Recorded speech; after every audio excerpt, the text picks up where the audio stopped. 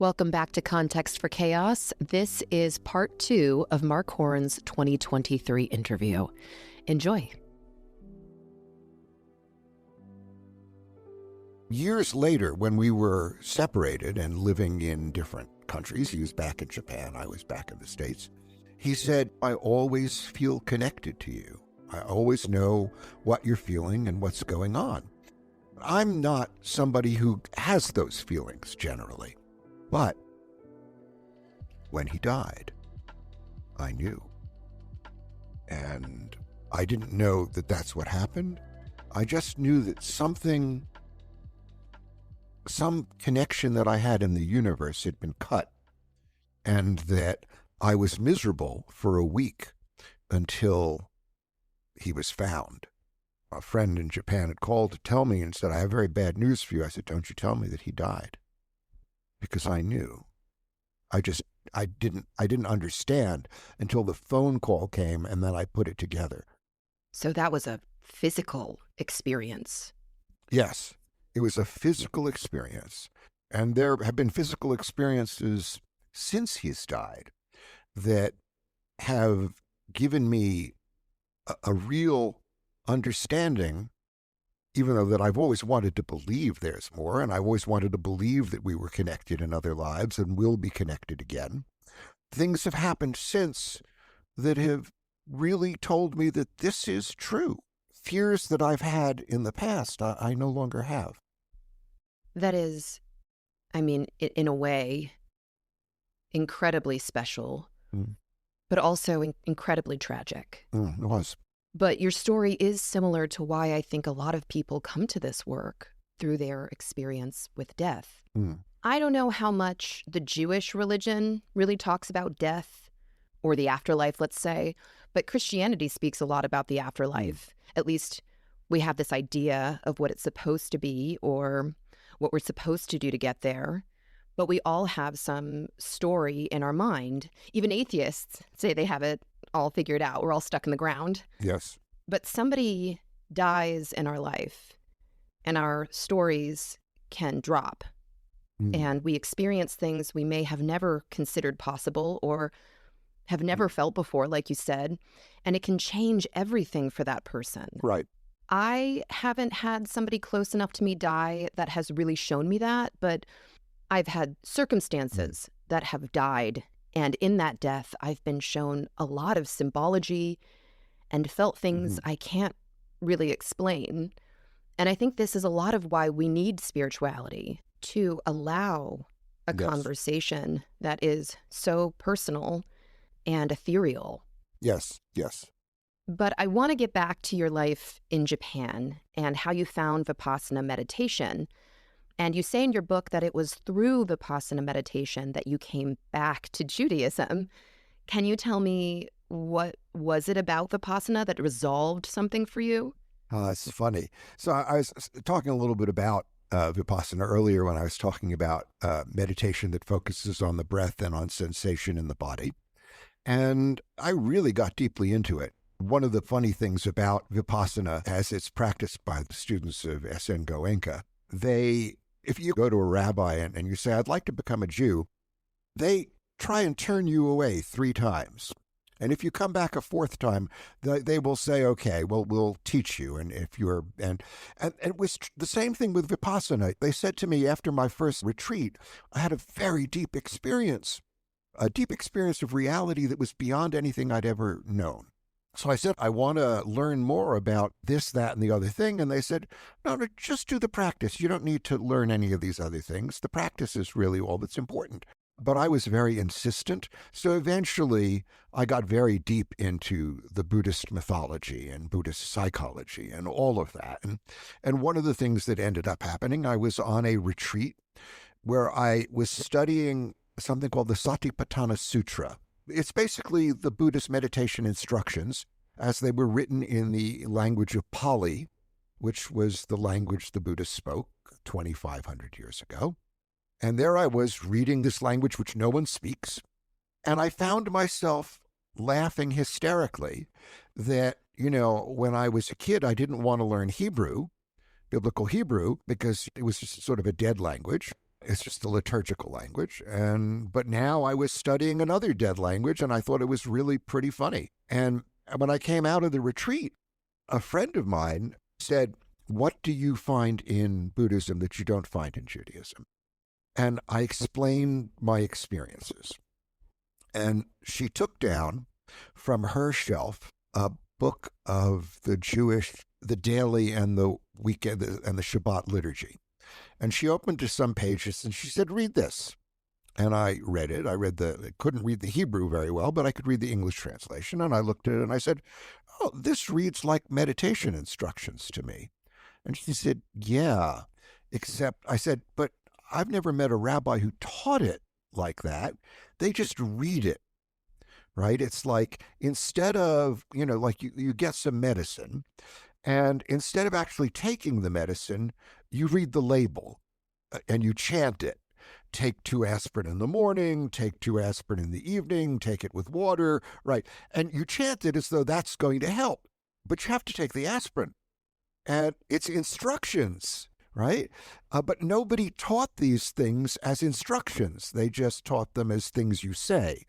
So I said, "Do you know anybody who, knows actually how to do this?" And she said, "I live in North Carolina and I've met rabbis who can teach me. You live in New York now. You can find somebody, I'm sure."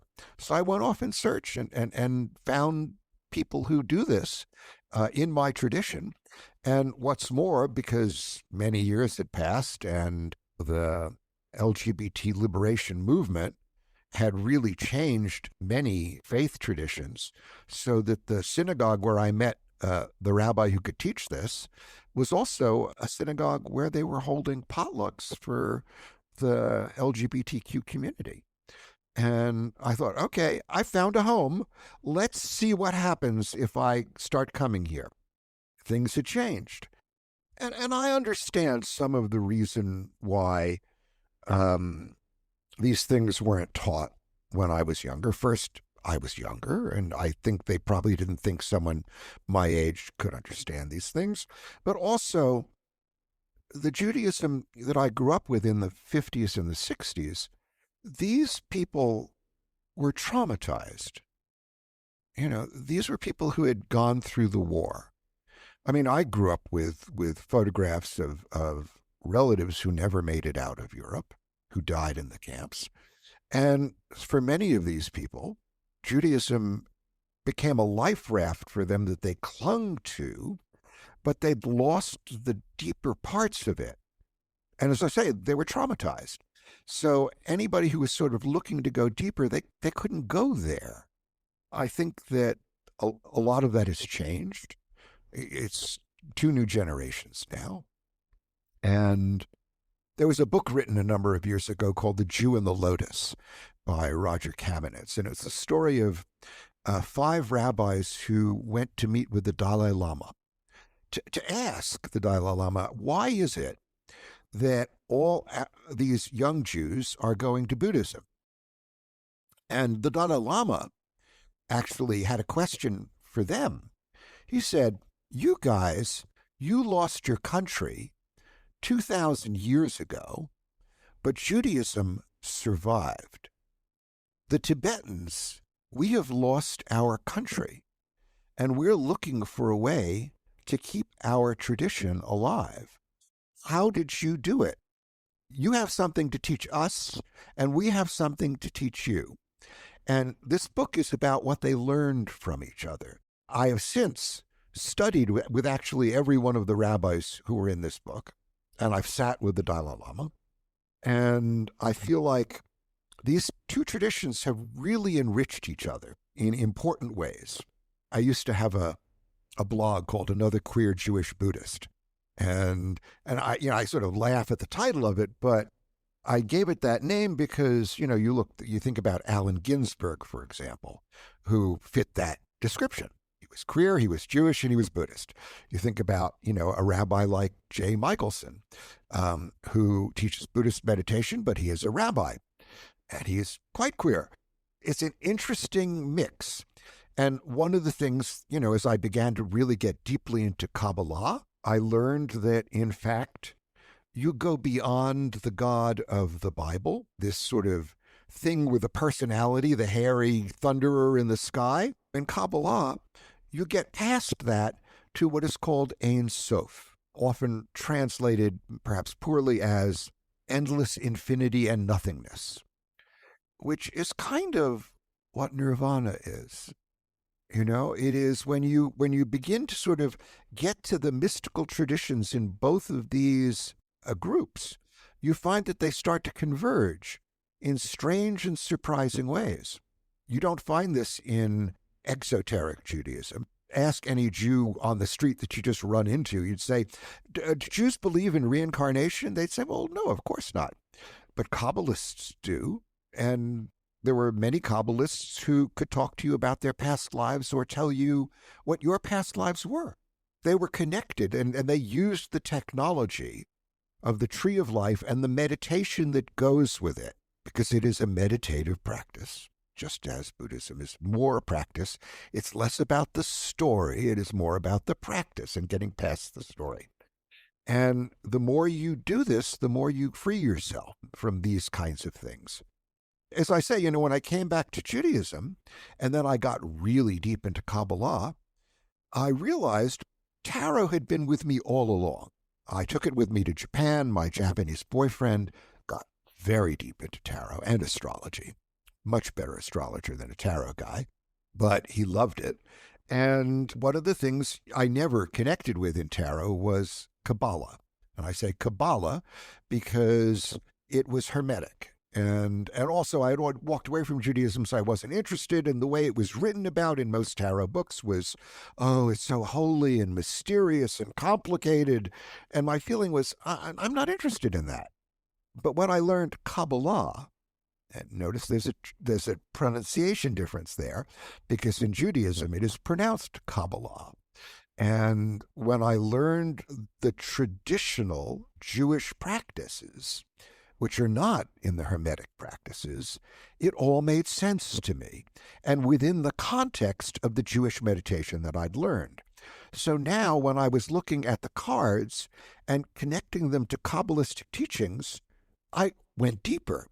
And then, when I learned the Kabbalistic practice of counting the Omer, I realized, wait a minute, you can do this practice with tarot cards.